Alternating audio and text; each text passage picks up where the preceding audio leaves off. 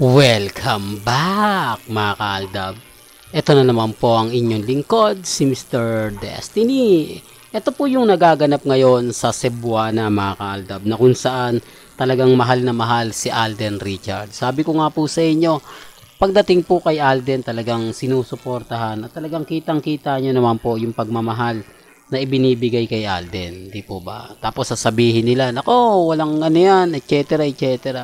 Guilty lang po sila kapag Aldab lagi po yung laman sa social media. Aldab po lagi yung pinag-uusapan. Tapos yung post ni Mengay, pumapabor kay Alden. Ganyan po sila kadesperado. Kasi wala naman po talaga silang ganap eh. Para lang klaro, para lang po sa kaalaman ng lahat. Meron nga po ba? Hindi po ba wala? Hindi po ba tama yung ginagawa ko? Tama po yung sinasabi ko? Affected lang sila kasi nga po tayo ang daming update. Tapos sasabihin ng iba, nako hindi ka naman latest eh. Wala naman pong problema kung hindi ako latest. Kung sa tingin nyo, 1 linggo na nakalipas, dalawang linggo, wala naman pong pilitan. Di po ba? Sabi ko nga po sa inyo, dito sa channel ni Mr. Destiny, kung gusto nyo lang po ng trending, kung gusto nyo lang naman po ng update, tutok lang po kayo dito. Di po ba? Wag na po kayong mag-react, wag na po kayong mag-komento.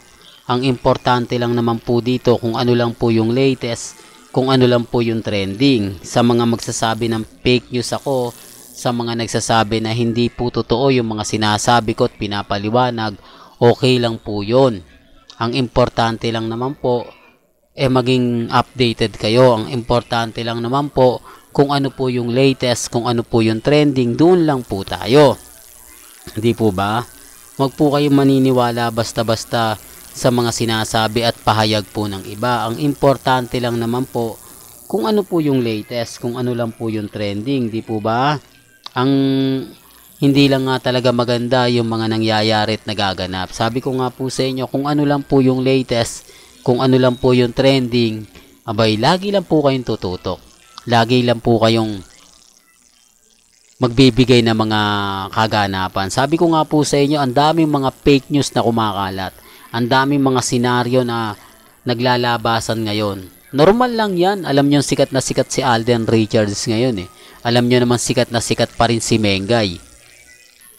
Lalo na po sa post ni Mengay na ganito, di po ba? Pero gaya na sinabi ko, wala naman pong pilitan.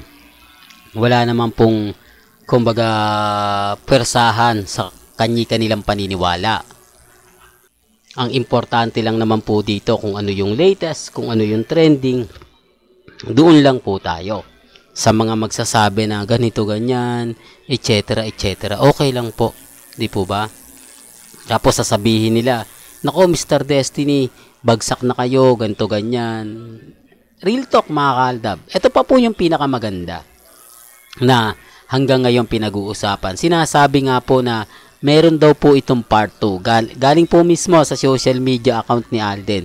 Sinabi niya patay direct, mag-part dapat talaga. Ibig sabihin nito mga kaaldab, common sense na lang po, di po ba? Yan ang sinasabi ko na wala po kaming, kumbaga, sabi ko nga po sa inyo, marami nagsasabi sa akin, ako direct to the point ka na Mr. Destiny. Huwag ka nang paligoy-ligoy.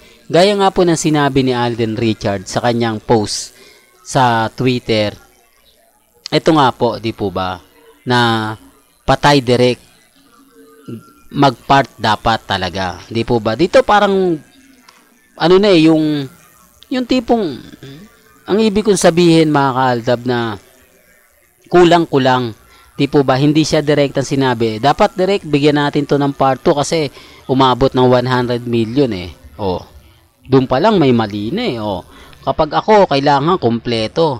Kailangan detalyado. Ito yung sinasabi ko na hindi po nila magets, na hindi nila maintindihan. Di po ba? Sabi ko nga po sa inyo, madali na po natin maintindihan ng mga post ni Mengay, mga post ni Alden. Although sinasabi ng iba, hindi daw ganoon. Dito na lang sa post ni Alden, bitin na bitin na eh. Di po ba? Pahiwatig niya lang na magpa-part. Pero wala po siyang sinasabi na ganito, ganyan. Di po ba? Para lang klaro, para lang po sa kaalaman ng lahat. Lalo na nga po. Gaya nga po ito, yung post ni Mengay. Di po ba? Na simple lang, bulaklak, Para kanino nga po ba yan? O ano yan? Para saan yan? Di po ba? Para lang klaro. Para lang po sa mga dumadaan sa channel ko. Di po ba mapapaisip ka rin? O parang bitin naman to. Hindi naman sinabi ni Mengay para saan yan. Wala namang caption na para kay ganito, para ganun. Basta nakasabit lang. Di po ba? O, yun ang sinasabi ko mga kaaldab. Nabitin pa. Di po ba? Bitin pa more, sabi nga po nila. Kaya pasensya na po sa mga hindi agad-agad nakakakuha ng mga ina-update ko.